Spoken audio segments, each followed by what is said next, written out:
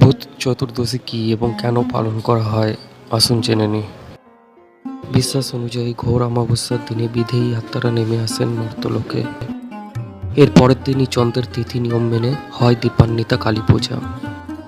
পুরাণ মতে ভূত চতুর্দশীর দিন শিবভক্ত বলি মর্তে আসেন পূজা নিতে, সঙ্গে আসেন তার অনুচর ভূতেরা। এই ঘন অন্ধকারে যাতে বলি রাজার অনুচররা বাড়িতে ঢুকে না পড়ে তার ব্যবস্থাই করা হয়। ভূত চতুর্দশী দিন মূলত দুটি নিয়ম পালন করা হয়। ভূত চতুর্দশী দিনটি 14 পুরুষদের জন্য উৎসর্গ করা হয়। মনে করা হয় এই বিশেষ দিনে 14 পুরুষেরা মর্তে আসেন। 14 পুরুষ জল মাটি বাতাসের সঙ্গে মিশে রয়েছেন, তাই মাটি থেকে উৎপন্ন 14 শাক খাওয়ার রীতি রয়েছে দুপুরবেলায়।